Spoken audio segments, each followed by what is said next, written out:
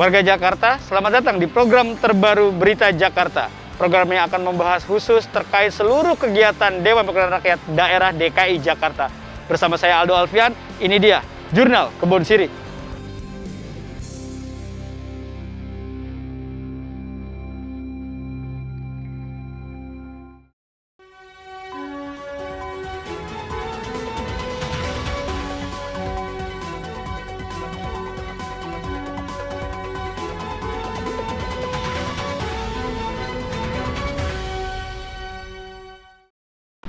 Ibu kota bisa maju dan berkembang seperti saat ini tidak terlepas dari peran besar pemerintah daerah yang terdiri dari pemerintah provinsi dan Dewan Perwakilan Rakyat Daerah DKI Jakarta.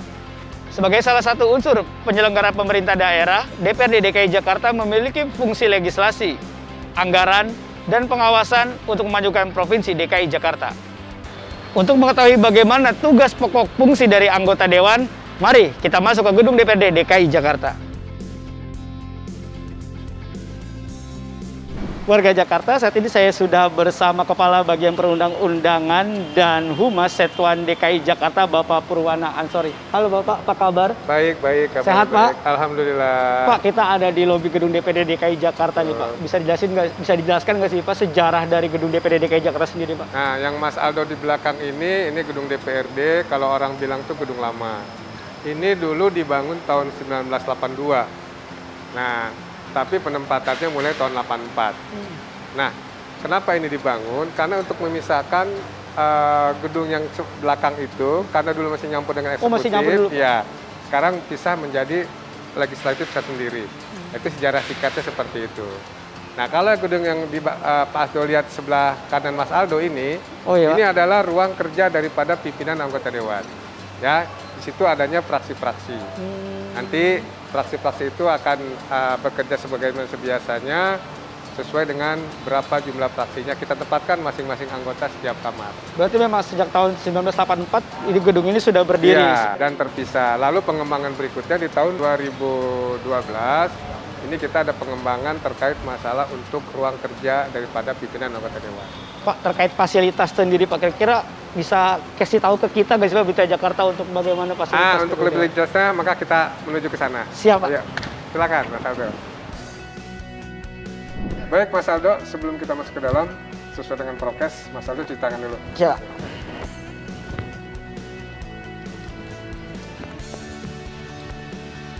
Oke, silakan.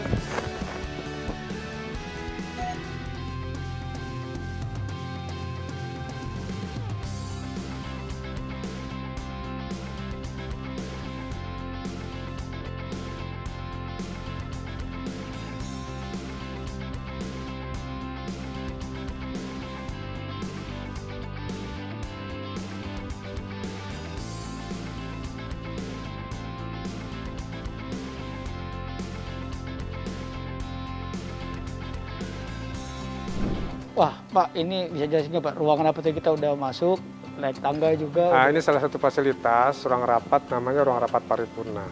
Nah, inilah ruang rapat paripurna untuk mereka rapat secara paripurna, apakah itu menentukan nanti ketok palu APBD, apakah nanti paripurna untuk HUT Jakarta dan sebagainya di sini.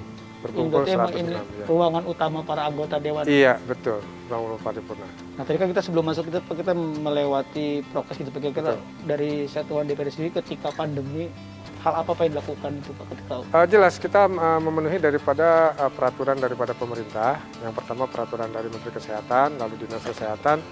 Setiap paripurna pada waktu pandemi kemarin, kita prokesnya sangat ketat sekali. Jaga jarak, cuci tangan, ukur suhu, lalu bicara juga itu selalu menjaga jarak. Jadi tetap berjalan kegiatan-kegiatan kedewanan, tetapi tetap menjaga kesehatan dan prokes. Selain itu Pak, ada penerimaan disinfektan atau memang ada rapat? Itu secara berkala kita laksanakan. Jadi sebelum rapat paripurna itu pasti disinfektan. Nggak hanya ruang paripurna, tapi ruang-ruang yang ada di gedung ini. Ini kan mungkin rapat agak repot untuk bertemu langsung karena dengan protokol COVID, kira-kira ada seperti Zoom meeting atau apa gitu? Ya, kita fasilitasi juga Zoom meeting. Jadi kalau dalam rapat paripurna pada waktu kemarin yang ketat-ketatnya itu, kita hanya fasilitasi 50%. 50%-nya bisa di rumah dengan menggunakan Zoom meeting. Nah, bagaimana tekniknya? teknisnya di dalam surat undangan kita ada keterangan dilaksanakan dengan kapasitas 50%. Nanti orang-orangnya diatur, siapa-siapa saja, itulah yang bisa masuk ke dalam ruangan ini. Itu yang berubah sama pandemi. Iya, sebelum pandemi. Pak, ini kita bicara soal dewan. Ada berapa sih Pak jumlah anggota dewan DPD Jakarta? Alhamdulillah untuk periode ini 106 ya. 106 karena kita ada undang-undang khusus, undang-undang ibu kota. Di undang-undang pemerintahan itu sebenarnya hanya 100, tetapi karena kita punya undang-undang khusus, ya kan, nomor 29 tahun 2007, maka DPRD DKI mendapatkan tambahan 25%. Jadi hitungannya dari jumlah penduduk, kita hitung 9 juta, itu dapatnya 84, tambahnya 25% berarti ada 106 pimpinan dan anggota dewan. Nah, mungkin kan masyarakat umum ini nggak tahu-tahu taunya anggota dewan ya. Kira secara struktur organisasi bisa jelasin nggak sih Pak? Ya, seperti apa? struktur organisasinya di sini ada pimpinan dewan, ada pimpinan komisi, ada pimpinan fraksi. Nanti kita bisa lihat di komisi bagaimana strukturnya, nanti saya jelaskan di sana. Nah, ini adalah salah satu ruang komisi, namanya ruang rapat komisi C. Yuk kita masuk ke dalam Pak Aldo.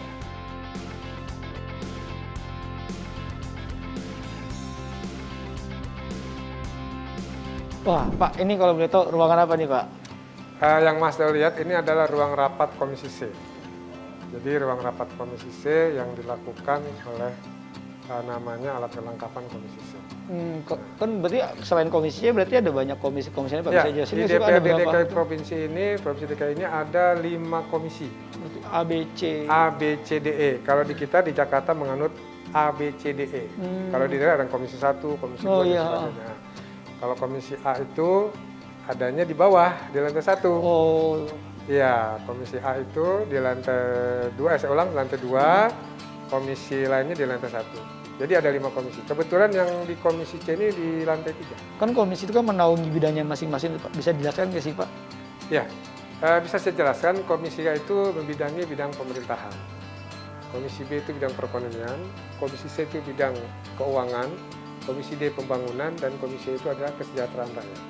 Nah, contoh komisi A itu bidang pemerintahan apa saja yang menjadi mitra kerjanya seperti Satpol PP, BKD, Dinas Kebakaran, dan lain sebagainya. Komisi B biasanya perekonomian itu dia bilang katakan KUMKM, Dinas Perhubungan, dan sebagainya, berhubungan dengan perekonomian. Komisi C itu bidang keuangan. Mitra kerja utamanya biasanya adalah mereka, yaitu BPKD, lalu Dinas Pajak, atau sekarang namanya Badan Pendapatan Daerah, yang berhubungan dengan masalah keuangan-keuangan. Komisi D pembangunan. Nah, pembangunan ini biasanya mitra kerjanya agak banyak ya Pak ya. Lalu komisi E ini adalah yang membidangi masalah kesejahteraan. Ini menaungi masalah kesejahteraan di antara dinas pendidikan, dinas sosial, dan lain sebagainya. Wah, Pak, ini berarti kita sekarang lagi ada di mana nih, Pak? Ini adalah penghubung antara yang disebut dengan gedung DPRD lama dan gedung DPRD baru. Nah, gedung DPRD baru ini adalah tempat di mana fraksi-fraksi berada. Untuk lebih jelasnya kita bisa sana. Siap. Ini Pak. Iya, kita masuk ke ruang Baper Pemda. Silakan Pak Aldo. Iya Pak. Oh iya. Nah, ini salah satu ruang alat kelengkapan Badan Pembentukan Peraturan Daerah. Bisa masuk Pak? Boleh, silakan. Ayo. Nah, ini Pak, tadi ruang berapa perda bisa jadi nggak Pak? Ruang apa sih Pak sebenarnya Pak? Ini adalah ruang Badan Pembentukan Peraturan Daerah, di mana di ruang Badan Pembentukan Peraturan Daerah adalah ruang yang membahas rancangan peraturan daerah, ya, baik itu yang berasal dari pihak eksekutif maupun inisiatif dewan. Nah, perlu masyarakat ketahui juga bahwa di Bapemperda ini ada salah satu alat kelengkapan yang membahas terkait dengan rancangan peraturan daerah, ya, yang sudah diparipurnakan melalui Propemperda. Jadi dalam 1 tahun kita punya target Pak, yaitu katakanlah 1 tahun itu kita akan membahas apa, rancangan peraturannya apa, jumlahnya berapa. Sudah harus teridentifikasi, betul, harus yang selesai. Masyarakat harus tahu bahwa disinilah ruang rapat kegiatan Bapemperda. Tetapi tidak dipungkiri juga apabila Bapemperda membutuhkan masukan-masukan dari masyarakat, ya, terkait dengan masalah mungkin pasal per pasal, mungkin penjelasan lain, itu terbuka Bapemperda untuk menerima surat dari masyarakat.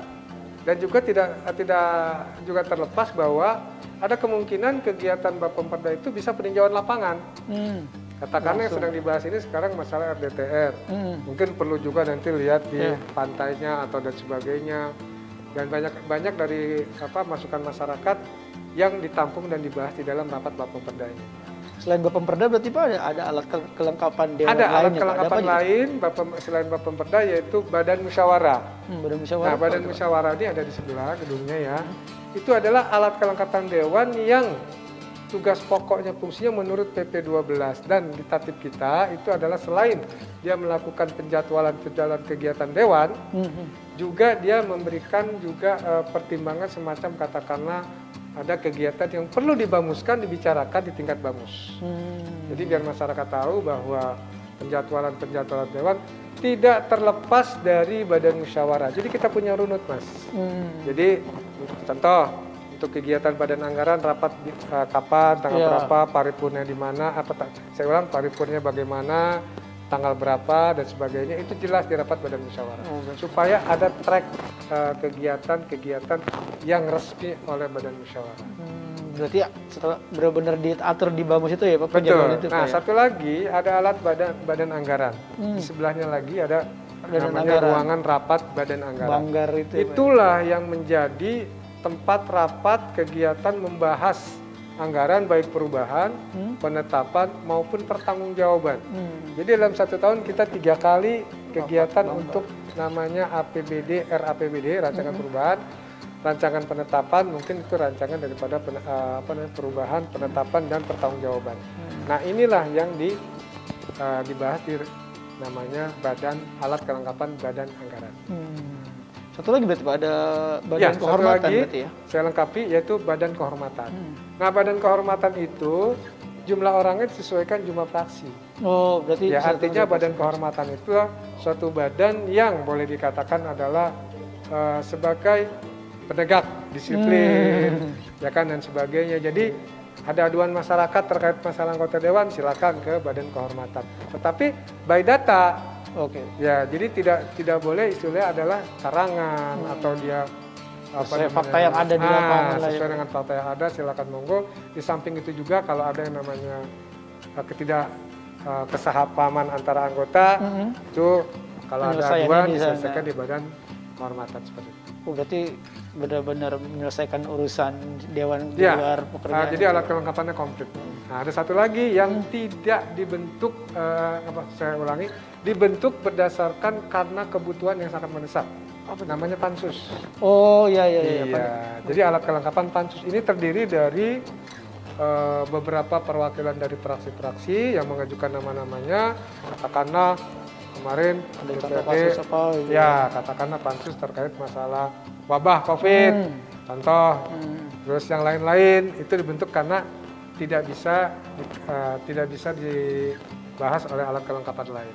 Dibentuklah alat kelengkapan khusus namanya pansus. Itu berlakunya kalau dia pansusnya adalah terkait pembentukan peraturan daerah berlaku 1 tahun. Tapi kalau selain itu berlaku hanya 6 bulan. Tapi dapat diperpanjang sesuai kebutuhan. Berarti benar-benar luas banget ya Pak ya, nggak cuma kita tahunya kan cuma anggota dewan aja, ternyata ada komisinya, ada fraksinya, ada kelengkapan dewan. Pak, ini lagi masa pandemi Pak, kira-kira aktivitas anggota dewan seperti apa nih Pak sekarang? Saya sudah katakan tadi, aktivitas tetap berjalan sesuai dengan prokes kita, sesuai dari Menteri Kesehatan dan Dinas Kesehatan. Jadi aktivitas dewan itu tidak boleh terkendala karena itu. Maka kami tetap melaksanakan kegiatan sosialisasi peraturan daerah, melakukan kegiatan BIMTEK, melakukan kegiatan proses dengan mengacu pada prokes tadi. Artinya bahwa dewan ini kalau dia reses, berarti kan menyerap aspirasi di dapilnya. Ya tetap dilakukan. Kenapa? Kalau nggak dilakukan, dewan nggak tahu kan kegiatan terjadi di masyarakat itu apa. Sama dengan mungkin dewan perlu juga untuk menyesuaikan kegiatan-kegiatan peraturan daerah. Biar tahu masyarakat, ini loh kita udah punya perda COVID loh, harusnya begini bla bla bla bla, supaya masyarakat paham. Jadi tidak terkendala, tapi dengan syarat tetap sesuai dengan prokes kesehatan. Berarti benar-benar luas ya Pak jangkauan ini. Kalau masyarakat mungkin kemarin-kemarin cuma tahunya anggota dewan, sudah rapatnya ternyata banyak banget ada komisi. Ya oleh karena itu silakan masyarakat untuk mendapatkan informasi dari kami. Ya kami memberikan kepada masyarakat, mungkin ada pertanyaan dari masyarakat, ada hal yang mesti disampaikan oleh masyarakat kami terbuka 24 jam. Kira-kira bisa lewat sosial media atau gimana, bisa jelasin? Sangat bisa. Jadi kami punya beberapa media-media, sosial media punya, gitu ya? Ya, sosial media. Kami punya yang namanya Instagram, Twitter. Kami juga namanya seperti kayak Siap Dewan, Sistem Informasi dan Aspirasi Dewan. Kami punya.